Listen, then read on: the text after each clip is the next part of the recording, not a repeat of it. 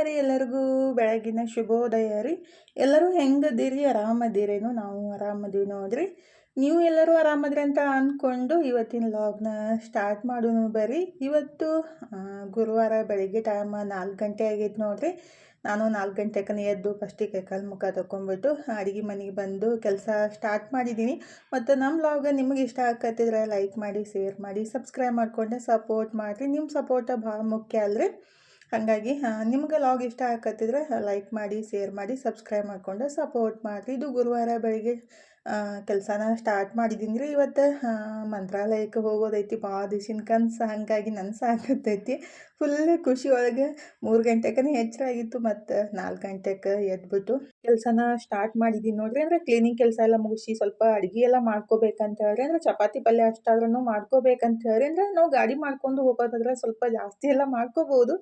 ಬಸ್ಸಿಗೆ ಹೊಂಟೀವಲ್ರಿ, ಹಾಗಾಗಿ ಜಾಸ್ತಿ ಎಲ್ಲ ಅಡುಗೆ ಮಾಡ್ಕೊಂಡು ಹೋಗಕ್ಕೆ ಆಗಂಗಿಲ್ಲ. ಯಾಕಂದ್ರೆ ಹೊತ್ಕೊಂಡು ಹೋಗೋದು ದೊಡ್ಡ ಕಷ್ಟ ಆಗ್ಬಿಟ್ಟಿರ್ತೈತಿ. ಹಾಗಾಗಿ ಮನು ಬರಂಗಿಲ್ಲ ರೀ. ಮನುಗೂ ಸ್ವಲ್ಪ ಚಪಾತಿ ಪಲ್ಯ ಮಾಡಿಡಬೇಕು. ನಾವು ಸ್ವಲ್ಪ ಚಪಾತಿ ಪಲ್ಯ ಮಾಡಿಬಿಟ್ಟು ಕಟ್ಕೊಂಡು ಹೋಗಾಕ್ರಿ. ಅಂದರೆ ಒನ್ ಟೈಮ್ ಆದ್ರೂ ಬುತ್ತಿ ಇರಲಿ ಅಂತ ಹೇಳ್ರಿ. ಅಂದರೆ ಕೆಲವೊಂದು ಸಲ ಬುತ್ತಿ ಇದ್ದಷ್ಟು ಬೆಸ್ಟ್ ಅಂತ ಅನ್ಸುತ್ತೆ ರೀ. ಅಂದರೆ ಸಿಗ್ಲಿಕ್ಕಂದ್ರೆ ಮತ್ತು ಆ ಟೈಮ್ದಾಗ ಅದಕ್ಕಾಗಿ ಸ್ವಲ್ಪ ಚಪಾತಿ ಪಲ್ಯ ಮಾಡಿ ಡಬ್ಬಿ ಕಟ್ಕೊಳ್ಳೋಣ ಅಂತೇಳಿ ನಾನು ರೆಡಿ ಮಾಡ್ಕೊಳಕಂತೀನಿ ನೋಡ್ರಿ. ಮನೂ ಬಂದಿದ್ರೆ ಸ್ವಲ್ಪ ಜಾಸ್ತಿನೇ ಖುಷಿ ಆಗ್ತಿತ್ತು. ಅಂದ್ರೆ ಅವ್ನು ಎಕ್ಸಾಮ್ ಅದಾವಲ್ರಿ, ಹಾಗಾಗಿ ಯಾರಿಗಾದ್ರೂ ಒಬ್ಬರಿಗೆ ಬಿಟ್ಟು ಹೋಗೋದಂದ್ರೆ ಸ್ವಲ್ಪ ಕರ್ಕೊಂಡು ಹೋಗ್ಬೇಕಿತ್ತಲ್ಲಪ್ಪ ಅಂತ ಅನಿಸ್ತಿರ್ತೈತಿ. ಆದರೆ ಎಕ್ಸಾಮ್ ಅದಾವ ಅಂತೇಳಿ ಕರ್ಕೊಂಡು ಹೋಗಕ್ಕೆ ಆಗ್ತಾ ಇಲ್ಲ ರೀ ಮನುಗೆ. ಮತ್ತು ಯಾವಾಗಾದರೂ ಹೋಗ್ಬೋದಿತ್ತು. ಆದರೆ ಈ ಸಲ ಆ್ಯನಿವರ್ಸರಿಗೆ ನನಗೆ ಮಂತ್ರಾಲಯಕ್ಕೆ ಹೋಗಿ ಬರ್ಬೇಕಂತ ಆಸೆ ಇತ್ತು. ಅದಕ್ಕಾಗಿ ಇವಾಗ ರೆಡಿ ಆಕತ್ತಿದ್ರಿ. ಅಂದರೆ 29ನೇ ತಾರೀಕಿಗೆ ನಮ್ಮ ಆ್ಯನಿವರ್ಸರಿ ರೀ. ಮದುವೆಯಾಗಿ 21 ವರ್ಷ ಕಂಪ್ಲೀಟ್ ಆಯಿತು.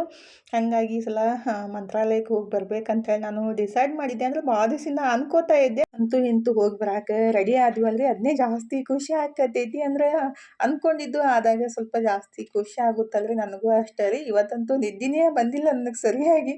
ಬೆಳಿಗ್ಗೆ ಯಾವಾಗ ಆಗುತ್ತೋ, ಯಾವಾಗ ರೆಡಿ ಆಗಬೇಕು ಅಂತೇಳಿ ಅದೇ ವಿಚಾರ ಇರುತ್ತೆ. ಅಂದರೆ ಎಲ್ಲರೂ ಹೋಗೋದಿದ್ರೆ ಹಂಗೆ ನೋಡ್ರಿ. ಹೆಣ್ಮಕ್ಳಿಗೆ ರಾತ್ರಿ ಎಲ್ಲ ನಿದ್ದೆನೇ ಬರಲ್ಲ. ಯಾಕಂದರೆ ಎಲ್ಲ ಕೆಲಸ ಮುಗಿಸ್ಬೇಕು, ಮನೆಯೆಲ್ಲ ಕ್ಲೀನ್ ಮಾಡಬೇಕು, ಮತ್ತು ನಾವು ರೆಡಿ ಆಗಬೇಕು, ಮತ್ತು ಬುತ್ತಿ ಏನು ಮಾಡ್ಕೋಬೇಕು, ಮನ್ಯಾಗ ಇದ್ದವ್ರಿಗೆ ಏನು ಮಾಡಿಡಬೇಕು, ಅದೇ ವಿಚಾರ ಒಳಗೆ ಇದ್ದಿರ್ತೀವಿ. ಮನಗೂ ಚಪಾತಿ ಪಲ್ಯ ಮಾಡಿಡಬೇಕು. ನಾವು ಚಪಾತಿ ಪಲ್ಯ ಸ್ವಲ್ಪ ಕಟ್ಕೊಂಡು ಹೋಗ್ಬೇಕಂತಾರೆ. ಆ್ಯಕ್ಚುಲಿ ಗಾಡಿ ಎಲ್ಲ ಮಾಡ್ಕೊಂಡಾಗ ಏನೈತಲ್ಲ ಸ್ವಲ್ಪ ಜಾಸ್ತಿ ಎಲ್ಲ ಮಾಡಿಕೊಂಡು ತೊಗೊಂಡು ಹೋಗ್ಬೋದು. ಅಂದರೆ ಹೊರಗಡೆ ತಿನ್ನೋಕ್ಕಿಂತ ರೀ. ಆದರೆ ಬಸ್ಸಿಗೆ ಹೊಂಟಿದ್ಲ ಸ್ವಲ್ಪ ಲೈಟಾಗಿ ಚಪಾತಿ ಪಲ್ಯ, ಚೂಡ ಆ ಥರ ಎಲ್ಲ ಬುತ್ತಿ ಕಟ್ಕೊಂಡು ಹೋಗೋಣ ಅಂತೇಳಿ. ಮತ್ತು ಇವತ್ತು ಗುರುವಾರ ನಂದು ಉಪವಾಸ ಇರುತ್ತಲ್ಲ, ಹಾದ್ಯಾಗ ಅದು ಇದು ತಿನ್ನೋಕ್ಕಿಂತ ಸ್ವಲ್ಪ ಗೆಣಸಿನ್ಕಾಯಿ ಕುದಿಸ್ಕೊಂಡ್ಬಿಟ್ಟು ತೊಗೊಂಡು ಹೋದ್ರೆ ಆಯ್ತು ಅಂತೇಳಿ ಗೆಣಸಿನ್ಕಾಯಿನೂ ಕುದ್ಸಾಕಿ ಇಡಾಕಂತೀನಿ ರೀ. ಈ ಕಡೆ ಇದ್ರೆ ಚಪಾತಿ ಮಾಡೋಕೆ ಹಿಟ್ಟನ್ನು ಕಲಸಿ ಇಟ್ಟಿದ್ದೀನಿ.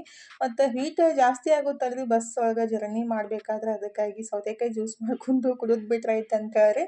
ಅಂದರೆ ನಾವು ಹೆಣ್ಮಕ್ಳು ಎಷ್ಟೇ ಕೇರ್ ತೊಗೊಂಡ್ಬಿಟ್ರು ಕೆಲವೊಂದು ಸಲ ಮತ್ತೆ ಜಾಸ್ತಿ ಹೀಟ್ ಆಗಿಬಿಟ್ಟು ಸ್ವಲ್ಪ ಪ್ರಾಬ್ಲಮ್ ಎಲ್ಲ ಆಗ್ತಾ ಇರ್ತೈತ್ರಿ. ಹಾಗಾಗಿ ನಾನು ಸಬ್ಜಾ ಸೀಡ್ಸನ್ನ ನೆನೆಸಿಟ್ಬಿಟ್ಟು ಸೌತೆಕಾಯಿ ಜ್ಯೂಸ್ ಮಾಡಿಕೊಂಡು ಕುಡಿದ್ರಾಯ್ತಂತ ಅದನ್ನೇ ಜ್ಯೂಸ್ ರೆಡಿ ಮಾಡಿ ಕುಡಿಯಾಕಂತೀನಿ ನೋಡ್ರಿ. ಅಂದರೆ ಜಾಸ್ತಿ ಎಲ್ಲ ಹೀಟ್ ಆದಾಗ ಮತ್ತು ನಾವು ಎಲ್ಲಾದರೂ ಜರ್ನಿ ಮಾಡ್ಬೇಕಂದಾಗ ಬೆಳಿಗ್ಗೆ ಒಂದು ಗ್ಲಾಸ್ ಸೌತೆಕಾಯಿ ಜ್ಯೂಸ್ ಮಾಡಿಕೊಂಡು ಕುಡಿದ್ಬಿಟ್ರೆ ಬೆಸ್ಟ್ ನೋಡ್ರಿ. ಹೀಟ್ ಆಗಂಗಿಲ್ಲ ಬಾಡಿ ರೀ. ಅದಕ್ಕಾಗಿ ಸೌತೆಕಾಯಿ ಜ್ಯೂಸ್ ಕುಡಿದ್ಬಿಟ್ಟು ಇವತ್ತು ಸಿಂಪಲ್ಲಾಗಿ ಉಳ್ಳಾಗಡ್ಡಿ ಬೆಳ್ಳುಳ್ಳಿ ಹಾಕ್ದೇ ಪಲ್ಯನ ರೆಡಿ ಮಾಡ್ಕೋಬೇಕಂತ ಹೇಳ್ರಿ. ಅಂದರೆ ಉಳ್ಳಾಗಡ್ಡಿ ಹಾಕಿದಾಗ ಏನಿತ್ತಲ್ಲ ಪಲ್ಯ ಹಸುತ್ತೆ ರೀ. ಅದಕ್ಕಾಗಿ ಉಳ್ಳಾಗಡ್ಡಿ ಹಾಕ್ದೇ ಪಲ್ಯ ರೆಡಿ ಮಾಡಾಕತ್ತಿದ್ದು ಸಿಂಪಲ್ಲಾಗಿ ರೀ.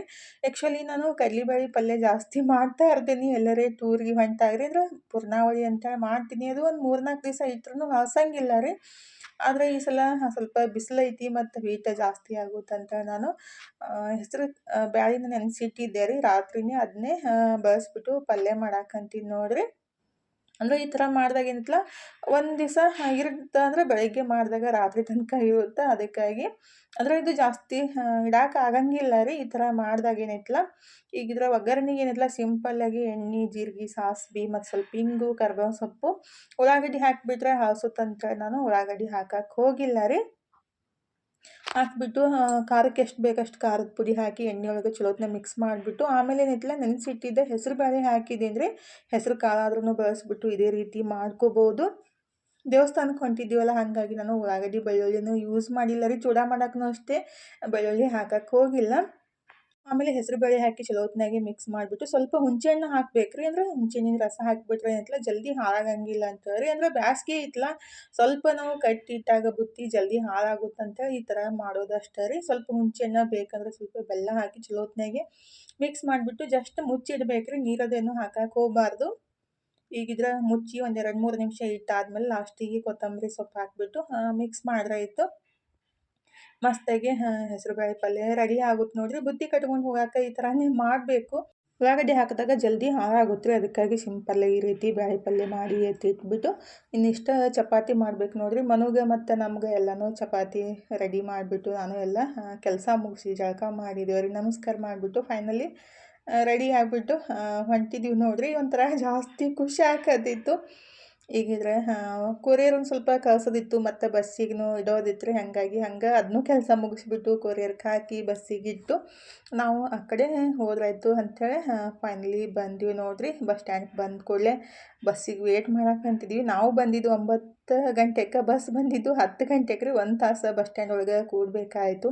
ನಾನು ಈ ಥರ ಮನೆಯೊಳಗೆ ಚೂಡ ಮತ್ತು ಸಾಬುದಾನಿ ಚೂಡ ಚಪಾತಿ ಪಲ್ಯ ಮಾಡ್ಕೊಂಡು ಬಂದ್ರೆ ನನ್ನ ಮಗಳಿಗೆ ಮಾತ್ರ ಹೊರಗಡೆ ತಿನ್ನೋದಂದ್ರೆ ಸಿಕ್ಕಾಪಟ್ಟೆ ಇಷ್ಟ ರೀ. ನನಗೆ ಇಷ್ಟ ಆಗಂಗಿಲ್ಲ, ಆದರೆ ನನ್ನ ಮಗಳಿಗೆ ಮಾತ್ರ ಹೊರಗಡೆ ತಿನ್ನೋದು ಕುರ್ಕುರಿ ಬಿಸ್ಕಿಟು ಫ್ರೂಟಿ ಏನು ಸಿಗುತ್ತಲ್ಲ ಒಟ್ಟು ತಿಂತಾನೆ ಇರೋದು. ಹೊರಗಿನಂದರೆ ಜಾಸ್ತಿ ಇಷ್ಟ ಆಗುತ್ತೆ ತನಗೆ ರೀ. ಬ್ಯಾಡ ಅಂತಂದ್ರೂ ಕೇಳಂಗಿಲ್ಲ. ಎಲ್ಲ ಚೀಪ್ಸ್ ಪ್ಯಾಕೆಟ್ ಎಲ್ಲ ತೊಗೊಂಡ್ಬಿಟ್ಟು ಅದ್ರದ್ದು ಏರೆಲ್ಲ ತೆಗೆದು ಬ್ಯಾಗ್ನಾಗ ಹಾಕಕತ್ತಿದ್ಲು. ಫೈನಲಿ ಬಸ್ ಬಂತು ನೋಡಿರಿ. 10 ಗಂಟೆ ಆಗಿ 25 ನಿಮಿಷಕ್ಕೆ ಬಿಜಾಪುರಿಂದ ಮಂತ್ರಾಲಯ ಡೈರೆಕ್ಟ್ ಬಸ್ ಐತ್ರಿ. ಫಸ್ಟ್ ಟೈಮ್ ಇಷ್ಟು ದೂರ ಜರ್ನಿ ಮಾಡಕತ್ತಿದ್ದು ಬಸ್ ಒಳಗೆ ರೀ. ಮನು ಸಣ್ಣವರಿದ್ದಾಗ ನಾವು ಟೂರ್ಗೆ ಹೋಗ್ತಿದ್ವಿ ರೀ. ಅಂದರೆ ನಾವು ಕ್ರೂಸರ್ ಎಲ್ಲ ಮಾಡ್ಕೊಂಡ್ಬಿಟ್ಟು ಒಂದು 3ರಿಂದ 4 ಫ್ಯಾಮ್ಲಿ ಕೂಡ್ಬಿಟ್ಟು ಹೋಗ್ತಿದ್ವಿ. ಆದರೆ ಇವಾಗ ಹೋಗೋದು ಬಿಟ್ಟು ಭಾಳ ದಿವಸ ಆಯಿತು. ಅಂದರೆ ಕೊರೋನಾ ಬಂದಮೇಲೆ ಎಲ್ಲನೂ ಬಿಟ್ಟಿದ್ರಿ. ಆದರೆ ಫಸ್ಟ್ ಟೈಮ್ ಬಸ್ಸಿಗೆ ಹೊಂಟಿದ್ದು. ಅಂದರೆ ದೂರ ಜರ್ನಿ ಮಾಡೋದಂದ್ರೆ ಸ್ವಲ್ಪ ಟೈಮ್ ಜಾಸ್ತಿ ಬೇಕಾಗುತ್ತೆ ರೀ. ಗಾಡಿ ಮಾಡ್ಕೊಂಡು ಹೋಗ್ಬಿಟ್ರೆ ಜಲ್ದಿ ಹೋಗಿ ರೀಚ್ ಆಗ್ತೀವಿ. ಆದರೆ ನಾವು 3 ಜನ ಹೊಂಟಿದ್ದಲ್ಲ ಬಸ್ಸಿಗೆ, ಹಾಗಾಗಿ ಬಸ್ ಒಳಗನೆ ಹೊಂಟಿದ್ದು.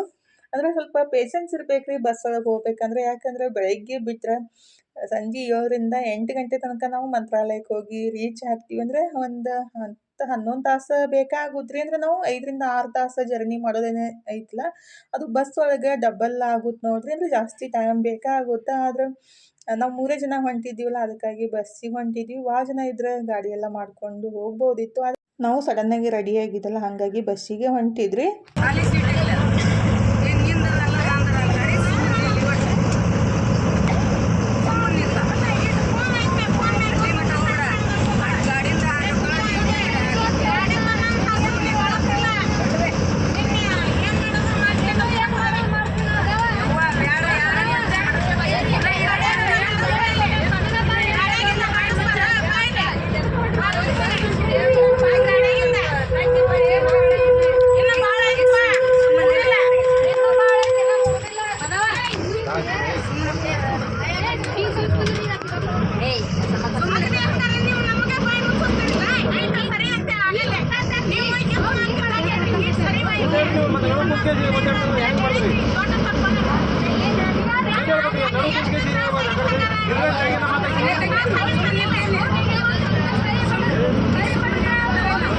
ಬಸ್ ಒಳಗೆ ಜಗಳ ಕೇಳಿಬಿಟ್ರಂತೂ ತಲೆ ತಿರುಗುತ್ತೆ ನೋಡಿರಿ. ಇಷ್ಟು ಜಗಳ ತೆಗಿಯಾಕತ್ತಿದ್ರಲ್ಲ, ಅಂದರೆ ಸ್ವಲ್ಪ ಮೈ ಟಚ್ ಆಗಂಗಿಲ್ಲ, ಕಾಲು ತೊಳ್ಯಾಪ್ಲೇ ಇಲ್ಲ, ಆ ಥರ ಜಗಳಕ್ಕೆ ನಿಂತ್ಬಿಡ್ತಾರೆ ಕೆಲವೊಬ್ರು ರೀ. ಅಂದರೆ ಬಸ್ ಅಂದಾಗ ಸ್ವಲ್ಪ ಕಾಲು ತೊಳೆಯೋದಾಗಲಿ ಮತ್ತು ಆ ಕಡೆ ಸರಿ ಅನ್ನೋದಾಗಲಿ ಇದೇ ಇರುತ್ತಲ್ಲ ರೀ. ಇಷ್ಟ ಜಾಗದಾಗ ಎಲ್ಲರೂ ಬಂದು ನಿಂದಿರ್ಬೇಕಂದ್ರೆ ಸ್ವಲ್ಪ ಈ ಥರ ಆಗ್ತಾ ಇರ್ತೈತಿ. ಆದರೆ ಜಗಳ ತೆಗ್ಯಾಕೆ ಮಾತ್ರ ಸ್ಟಾರ್ಟ್ ಮಾಡಿಬಿಡ್ತಾರೋ. ಅಂದರೆ ಆ ಲೆವೆಲ್ಗೆ ಹೋಗಿರ್ತಾರಲ್ಲ, ಇನ್ನೇನು ಜುಟ್ಟು ಹಿಡ್ಕೊಂಡ್ಬಿಟ್ಟು ಕಿತ್ತಾಡ್ದು ಅಷ್ಟೇ ಬಾಕಿ ಆಗಿರ್ತೈತೆ ರೀ. ಕೆಲವೊಬ್ರಂತೂ ಹೊಡೆದೇ ಬಿಡ್ತಾರೋ. ನನಗಂತೂ ನೋಡಿಬಿಟ್ಟು ಭಯ ಸ್ಟಾರ್ಟ್ ಆಗಿಬಿಟ್ಟಿತ್ತು. ಅಂದರೆ ಫಸ್ಟ್ ಟೈಮ್ ನಾನು ಇಷ್ಟು ದೂರ ಬಸ್ಸಿಗೆ ಹೊಂಟಿದ್ದಲ್ಲ ರೀ. ಫ್ರೀ ಐತೆ ಅಂತೇಳಿ ಕೆಲವೊಬ್ಬರು ಎಲ್ಲ ಕಡೆ ತಿರುಗಾಡ್ತಾ ಇದ್ದಾರೋ. ಆದರೆ ಇಷ್ಟೆಲ್ಲ ಪ್ರಾಬ್ಲಮ್ ಆಗುತ್ತೆ. ಅದ್ರಾಗ ಗಂಡ್ಮಕ್ಳಿಗಂತೂ ಸಿಕ್ಕಾಪಟ್ಟೆ ತೊಂದರೆ ನೋಡಿರಿ. ಅಂದರೆ ಹೆಣ್ಮಕ್ಳ ಜೊತೆ ಗಂಡ್ಮಕ್ಳು ಏನು ಬಂದಿರ್ತಾರಲ್ಲ ಅವರಿಗಂತೂ ಪಾಪ ಏನೂ ಮಾಡೋಕೆ ಅನ್ನಪ್ಲೇನೂ ಇರಲ್ಲ ಮತ್ತು ಸಹಿಸ್ಕೊಳಕ್ಕೂ ಆಗಂಗಿಲ್ಲ ರೀ. ಆ ಥರ ತೊಂದರೆ ಆಗ್ತಿರ್ತೈತಿ. ಏನೂ ಮಾಡೋಕ್ಕಾಗಂಗಿಲ್ಲ. ಕೆಲವೊಬ್ರು ಆ ಥರ ಇರ್ತಾರೆ. ಎಲ್ಲರೂ ಒಬ್ಬರು ಭಾಳ ಜಗಳ ತೆಗಿತಾ ಇರ್ತಾರೋ. ಅಂದರೆ ಫುಲ್ ಬಸ್ ಪ್ಯಾಕ್ ಆಗಿಬಿಟ್ಟಿತ್ತು ರೀ. ಅಂದರೆ ಇರೋದು ಇಷ್ಟು ಜಾಗ, ಹೆಣ್ಮಕ್ಳು ಆಗಲಿ ಗಂಡ್ಮಕ್ಳು ಆಗಲಿ ಭಾಳ ಜನ ನಿಂತು ಬಿಟ್ಟನೆ 10-11 ತಾಸು ಜರ್ನಿ ಮಾಡ್ಬೇಕಂದ್ರೆ ಸ್ವಲ್ಪ ಕಷ್ಟ ಆಗುತ್ತೆ. ಅದ್ರಾಗ ಸಣ್ಣ ಮಕ್ಕಳನ್ನ ಕರ್ಕೊಂಬಂದ್ಬಿಟ್ರೆ ಇನ್ನಷ್ಟು ತೊಂದರೆ ಆಗುತ್ತೆ ನೋಡಿರಿ. ಯಾಕಂದ್ರೆ ಅವಕ್ಕೆ ನಿಂದ್ರಾಕೂ ಆಗಲ್ಲ, ಕುಂದ್ರಾಕೂ ಆಗಂಗಿಲ್ಲ ಮತ್ತು ಪಾಪ ಅವು ಸಹಿಸ್ಕೊಳಕ್ಕೂ ಆಗಂಗಿಲ್ಲಲ್ಲ ರೀ. ಯಾವಾಗಲೂ ಮಕ್ಕಳು ಸಣ್ಣವರಿದ್ದಾಗ ಆದಷ್ಟು ಮನ್ಯಾಗ ಇದ್ದಷ್ಟು ಬೆಸ್ಟ್ ನೋಡಿರಿ. ಮಕ್ಕಳೆಲ್ಲ ದೊಡ್ಡವರಾದ್ಮೇಲೆ ಹೋಗ್ಬಿಟ್ರೆ ಇನ್ನು ಬೆಸ್ಟ್ ಅಂತ ಅನಿಸುತ್ತೆ. ನಾನು ಅಷ್ಟೇ ರೀ.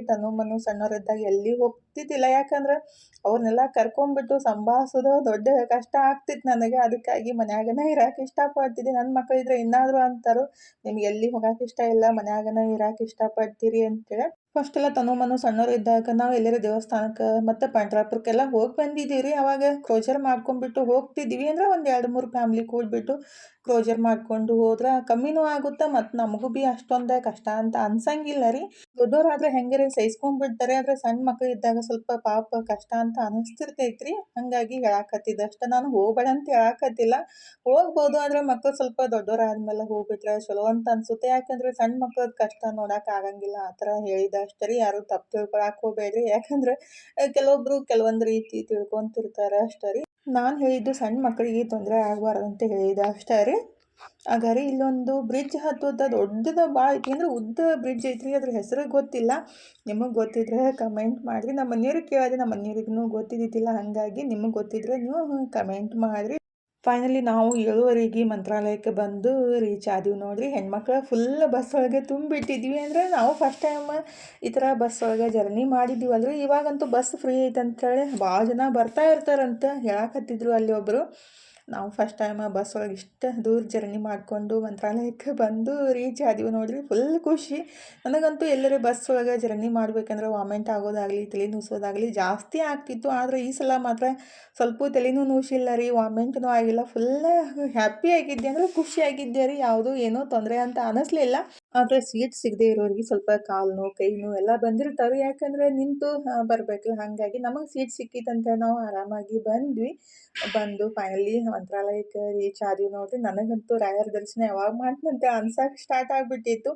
ಜನ ಮಾತ್ರ ಸಿಕ್ಕಾಪಟ್ಟೆ ನೋಡಿರಿ. ಅಂದರೆ ನಮಗೂ ಫಸ್ಟ್ ಟೈಮ್ ಬಂದಿದ್ದಲ್ಲ, ಎಲ್ಲಿ ಹೋಗಬೇಕು, ಏನು ಮಾಡಬೇಕು ಮತ್ತು ಯಾವುದು ದಾರಿ ಅಂದು ಗೊತ್ತಾಗಲ್ಲಾಗಿತ್ತು. ಡೈರೆಕ್ಟಾಗಿ ಮಂತ್ರಾಲಯಕ್ಕೆ ಬಂದ ತಕ್ಷಣ ಫಸ್ಟಿಗೆ ಟಿ ವಿ ಒಳಗೆ ರಥೋತ್ಸವ ತೋರ್ಸಾಕತ್ತಿದ್ರು. ಅಲ್ಲಿ ಸ್ವಲ್ಪ ಹೊತ್ತು ನೋಡಿ ನಮಸ್ಕಾರ ಮಾಡಿಕೊಂಡು ಆಮೇಲೆ ದರ್ಶನ ಮಾಡ್ಕೊಂಡ್ರೆ ಆಯ್ತು ಅಂತ ಹೇಳಿ ಇಲ್ಲಿ ರಥ ಪೂಜೆ ಎಲ್ಲ ಮಾಡಾಕತ್ತಿದ್ರು. ಅಂದರೆ ಇವತ್ತು ಗುರುವಾರ ಎಲ್ಲ ರಥೋತ್ಸವ ಇರುತ್ತಂತ್ರಿ, ಗುರುವಾರಕ್ಕೊಮ್ಮೆ. ಹಾಗಾಗಿ ಎಲ್ಲರೂ ಅಲ್ಲೇ ನೋಡ್ಕೊತ ನಿಂತಿದ್ರು. ನಾವು ನೋಡಿ ಸ್ವಲ್ಪ ಹೊತ್ತು ನಿಂತು ನಮಸ್ಕಾರ ಮಾಡಿಕೊಂಡು ಲಗೇಜ್ಲ ಎಲ್ಲಿಡಬೇಕು ಮತ್ತು ಯಾವ ಥರ ಒಳಗಡೆ ಹೋಗಿ ದರ್ಶನ ಮಾಡ್ಕೋಬೇಕಂತೇಳಿ ಫಸ್ಟ್ ಟೈಮ್ ಬಂದವ್ರಿಗೆ ಗೊತ್ತಾಗಂಗಿಲ್ಲ ರೀ. ನಾವು ಫಸ್ಟ್ ಟೈಮ್ ಬಂದಿದ್ದಿಲ್ಲ, ಹಾಗಾಗಿ ಒಂದು ಸಲ 2 ಸಲ ಬಂದು ಹೋದಾಗ ಗೊತ್ತಾಗುತ್ತೆ ರೀ ಯಾವ ಥರ ನಾವು ಸ್ಟೇ ಮಾಡಬೇಕು ಮತ್ತು ಎಲ್ಲಿ ಲಗೇಜ್ ಇಡಬೇಕು ಆ ಥರ ಎಲ್ಲ ಗೊತ್ತಾಗುತ್ತೆ ರೀ. ನಾವು ಫಸ್ಟ್ ಟೈಮ್ ಬಂದಾಗ ಏನೂ ಗೊತ್ತಾಗಕತ್ತಿತ್ತಲ್ಲ. ಸುಮ್ಮನೆ ಒಂದು 15-20 ನಿಮಿಷ ನಿಂತುಬಿಟ್ಟು ಫೈನಲಿ ಒಂದು 2-3 ಕಡೆ ವಿಚಾರಿಸ್ಬಿಟ್ಟು ರೂಮ್ ಬುಕ್ ಮಾಡಿಬಿಟ್ಟು ಫೈನಲಿ ಫ್ರೆಶ್ ಅಪ್ ಆಗಿ ದರ್ಶನ ಮಾಡ್ಕೊಂಡು ಬರೋಣ ಅಂತ ರೀ. ಅಂದರೆ ಇವತ್ತು ಗುರುವಾರ ಐತಲ್ಲ, ಇವತ್ತು ದರ್ಶನ ಮಾಡ್ಬೇಕಂತ ನನ್ನ ಆಸೆ ಆಗಿತ್ತು. ಅಂದರೆ ನಾಳೆ ನಮ್ಮ ಆ್ಯನಿವರ್ಸರಿ, ನಾಳೆನೂ ಒಂದು ಸಲ ದರ್ಶನ ಮಾಡಬೇಕು. ಆದರೆ ಇವತ್ತು ಬಂದಿದ್ದೀವಲ್ಲ, ಗುರುವಾರ ಇತ್ತು, ಇನ್ನೂ ಟೈಮ್ 8 ಗಂಟೆ ಆಗಿತ್ತು ರೀ. ಅಂದರೆ 7:30ಗೆ ಬಂದಿದ್ದು. 8 ಗಂಟೆಗೆ ಬಂದು ರೂಮ್ ಬುಕ್ ಮಾಡಿ ರೂಮಿಗೆ ಬಂದು ಫ್ರೆಶ್ ಅಪ್ ಎಲ್ಲ ಅಂದರೆ ಲಗೇಜ್ಲ ಇಟ್ಟು ಮುಖ ಎಲ್ಲ ತಗೊಂಡ್ಬಿಟ್ಟು 8 ಗಂಟೆ ಆಗಿತ್ತು ರೀ. 9:30 ತನಕ ಗುರುವಾರ ದಿವಸ ದರ್ಶನ ಇರುತ್ತಂತ. ಹಾಗಾಗಿ ನಾವು 8 ಗಂಟೆ ಆಗಿತ್ತಲ್ಲ, ಹೆಂಗಾದ್ರೂ ದರ್ಶನ ಆಗುತ್ತಂತ ಫೈನಲಿ ಓಡ್ಕೊಂತ ಮಠಕ್ಕೆ ಬಂದ್ವಿ ನೋಡ್ರಿ. ಬಂದು ಪಾಯಕ್ಕೆ ಹಚ್ಚಿದ್ವಿ. ಜನ ನೋಡ್ರಿ ಎಷ್ಟು ಅದಾರು. ಅಂದರೆ ಈ ಟೈಮ್ 8 ಗಂಟೆ ಆಗಿ 10 ನಿಮಿಷ ಆಗಿದ್ರಿ.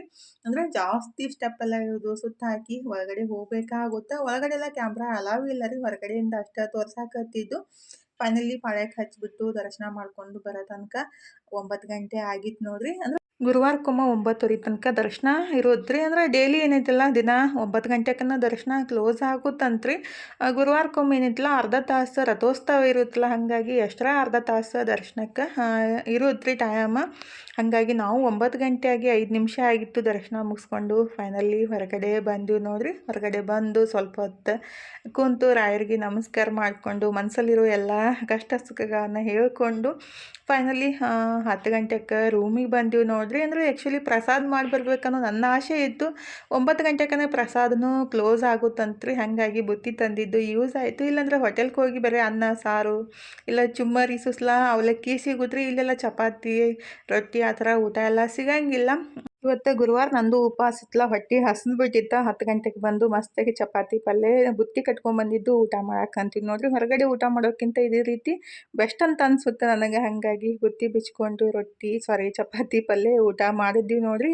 ಇವತ್ತಿನ ಲಾಗ್ ಇಷ್ಟ ರೀ. ನೆಕ್ಸ್ಟ್ ಲಾಗ್ ಒಳಗೆ ಮತ್ತೇನಾಯ್ತು ಅಂತೇಳಿ ನಿಮ್ಮ ಸಂಗಡ ಶೇರ್ ಮಾಡ್ಕೊತೀನಿ ರೀ. ಲಾಗ್ ಇಷ್ಟ ಆಗಿದ್ರೆ ಲೈಕ್ ಮಾಡಿ, ಶೇರ್ ಮಾಡಿ, ಸಬ್ಸ್ಕ್ರೈಬ್ ಮಾಡ್ಕೊಂಡು ಸಪೋರ್ಟ್ ಮಾಡಿರಿ.